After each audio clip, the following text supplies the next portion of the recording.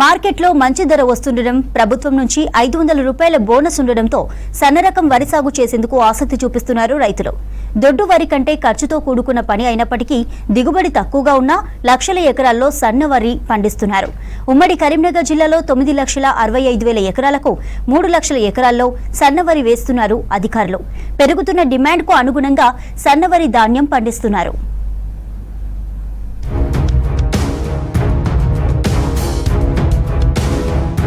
కరీంనగర్ జిల్లాలో సన్నవడ్ల సాగుపై రైతుల్లో ఆసక్తి పెరుగుతోంది. బియ్యం ధరలు పెరగడంతో పాటు సన్న రకం వరి ధాన్యానికి బోనస్ ఇస్తామని ప్రభుత్వం ప్రకటించడంతో రైతులు సన్నాల సాగుకు మొగ్గు చూపుతున్నారు.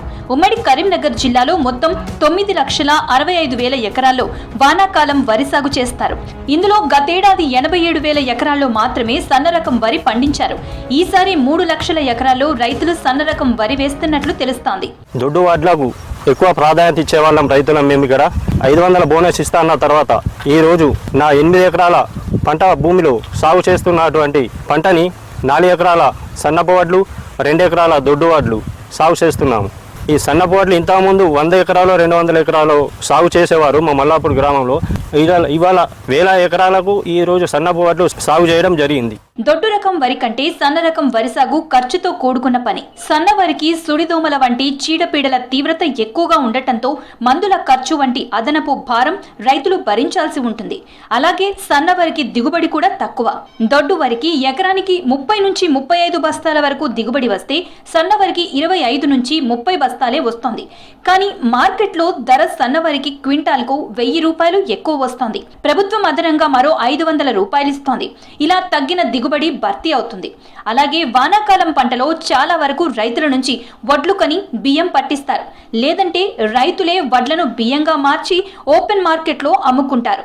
దీంతో సన్న వడ్లకు మంచి ధర వస్తుండటంతో సన్నాల సాగుకు ఇంట్రెస్ట్ చూపిస్తున్నారు రైతులు. నాకు 10 ఎకరాల పొలం ఉన్నది. అందులో 5 ఎకరాల సన్న వడ్లు, 3 ఎకరాల దొడ్డు వడ్లు, 2 ఎకరాల సీడర్లు పెట్టినాము.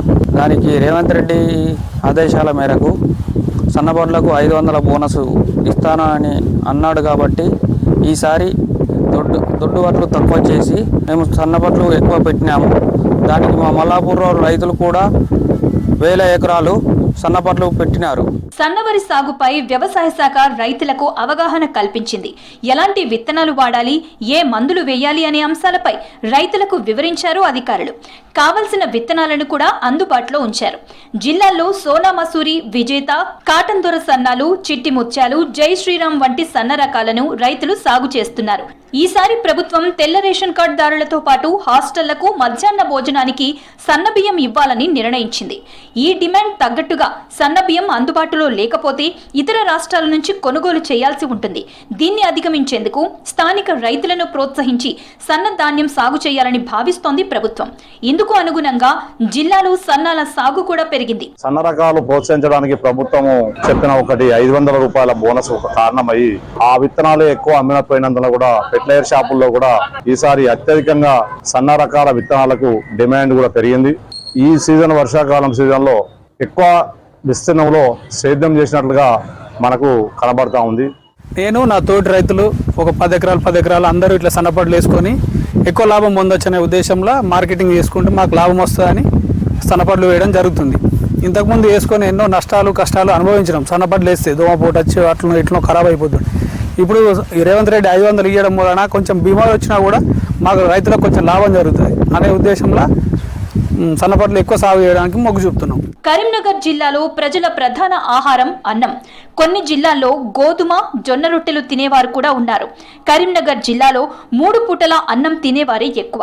దీంతో సాధారణంగానే బియ్యం అమ్మకాలు జోరుగా సాగుతుంటాయి. జిల్లాలో హెచ్ఎంటీ, బీపీటీ, జై శ్రీరామ్ బియ్యానికి డిమాండ్ ఎక్కువ. వీటిలో జై శ్రీరామ్ బియ్యంకు ధర ఎక్కువ, బీపీటీ బియ్యంకు ధర తక్కువ ఉంటుంది. బీపీటీ బియ్యంలో నాణ్యత, పాత రకాల ఆధారంగా వివిధ ధరలకు అమ్ముతున్నారు. ఇందులో కొత్త రకం బీపీటీ బియ్యం క్వింటాల్కు 5,000, పాత రకమైతే 5,500 రూపాయలుగా ఉంది.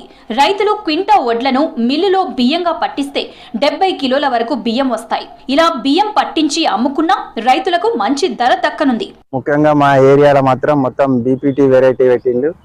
మన ఏంటంటే దోమపోటు కానీ, చీడ పురుగులు కానీ, మొగి పురుగు కానీ ఇలాంటి పురుగులు చాలా పెట్టుబడి తోటి బాగా ఖర్చు అవుతుంది. ఈ బోనస్ 500 ఇచ్చినా తక్కువనే. కాకపోతే రైతులు ఏం చేస్తారంటే కొంతమంది వడ్లు పట్టించుకొని బియ్యం కొద్దిగా రేటు ఉన్నది కాబట్టి బియ్యం కూడా అమ్మేసుకుంటున్నారు. సన్న రకాలు సాగు చేయటం మంచి విషయమే అయినా రైతులకు ఇది చాలా రిస్క్. పంట వేసే సమయంలో సంరక్షణ చర్యలపై అవగాహన కల్పించడంతో పాటు మార్కెటింగ్ సమయంలో తమకు ప్రభుత్వం అండగా ఉండాలని కోరుతున్నారు రైతులు.